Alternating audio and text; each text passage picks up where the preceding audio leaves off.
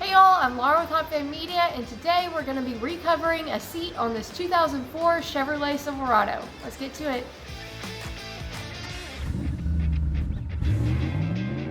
So the first thing we're going to need to do is take the 4 bolts that hold the seat down to the floor out. I've pushed the seat as far back that way as it can go. These are special bolts.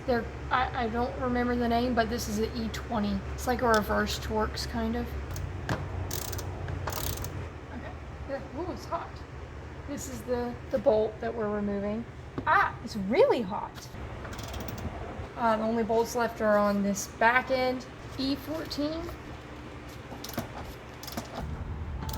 I'm just going to roll the seat back until it's even on the track, because from here it's going to get pulled out of the car. I'm just going to take the negative battery cable off. This is an 8mm, and the reason why we're doing that is because of the airbag in the seat. Now we just need to take out these Flathead screws. This process is going to be slightly different if your seat is manual. These parts break so easily, so it's best to be just super careful with it. Got 2 plugs, one right here. There we go. So both of these connectors, if you can get a screwdriver up behind this tab, you can push it off of its clip and then pull it out. And this one, you've got to depress this clip and pull it out. Okay, I'm going to try to get this piece of trim off first. I think we have to start in the back.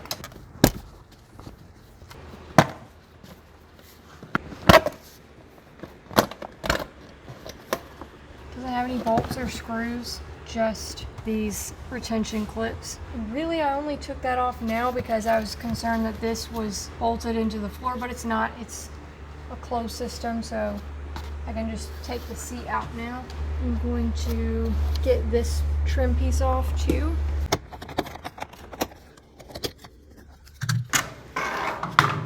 Push it backwards and look for this connector right here. There we go. Just press the tab at the top, pull it out. This seat is ready to come out now. I have gotten this down to a science where I can replace the seat cover while it's sitting in the vehicle. If you turn it, I find it easier, but we've got the hydraulic table out today because that is going to be easier to see what's going on.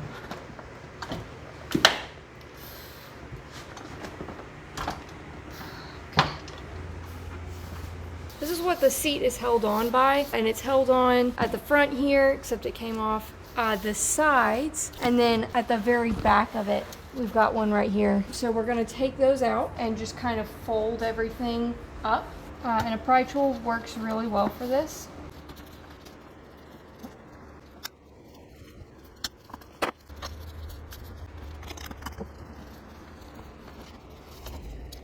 Looks like the seat is being held on with Velcro. Sometimes it's hognose clips. The thing about the Velcro is you have to be super careful not to pry it off of the foam. You just stick your finger in next to where you're pulling up so that you're making sure they're getting separated.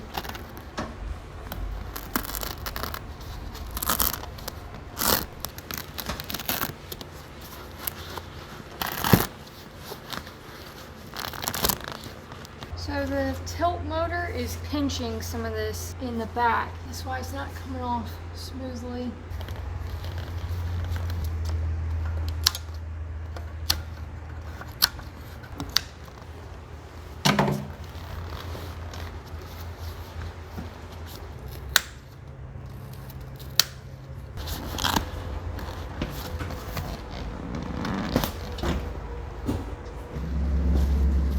So these tabs right here are the ones that I was struggling with because currently the way the seat is sitting, it's pinching these. I will probably clip these in later when I can get the seat motor tilted, but for now we're just gonna ignore them. To get the seat cover put on, I'm just gonna turn it inside out.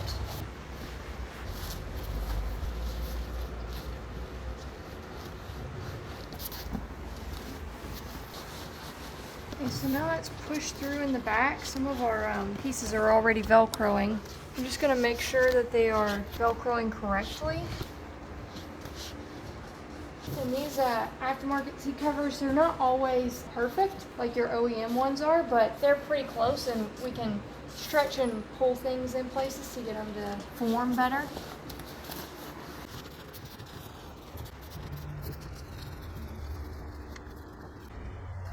This just gets stretched until you can hook it onto this metal here, and it's best to use gloves because this metal is open and sharp. There it is. All of this takes finagling and time and a lot of patience. Now all of these, they get turned where they're flat and then turned again and pushed into the metal. It's a very finger seeing kind of job. Okay, I don't know where my rubber mallet is. That's preferable, but sometimes when I don't have the ability to snap it in like I need to, you just get it to where you know it's almost there. And I've also run into this sometimes with aftermarket. The plastic trim just goes too far. So I'm going to take this off and trim that.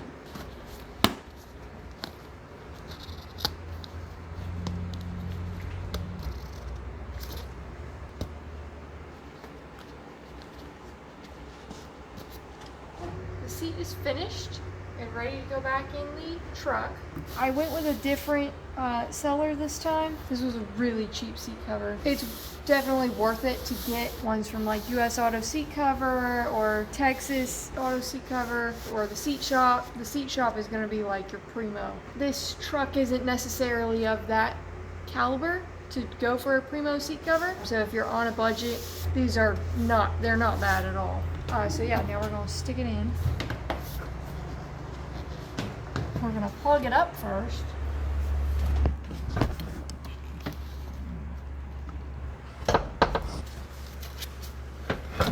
So the ones with posts, that's what you've really got to make sure is straight. The posts will anchor the back ones in. That makes it all a little bit easier. Now we're going to need to cut a hole out.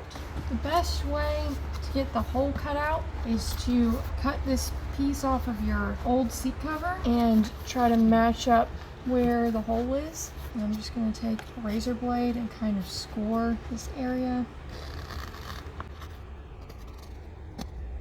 Yeah, you don't want to trace it, just leave yourself a little room for error.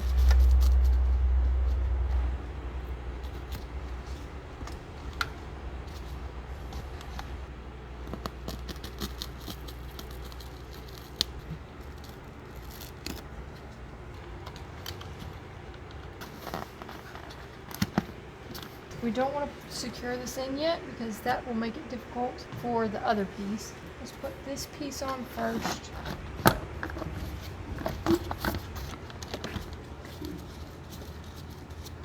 Just gonna punch a hole for this screw.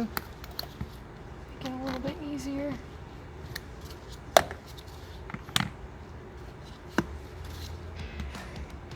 Now we put the battery back on.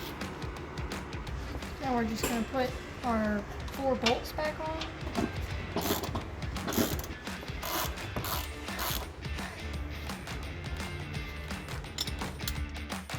And that's it. We hope you enjoyed the video and maybe found it helpful. As always, I will be happy to answer as many questions as I can in the comments below. Thanks so much for watching, and I will see you again in the shop.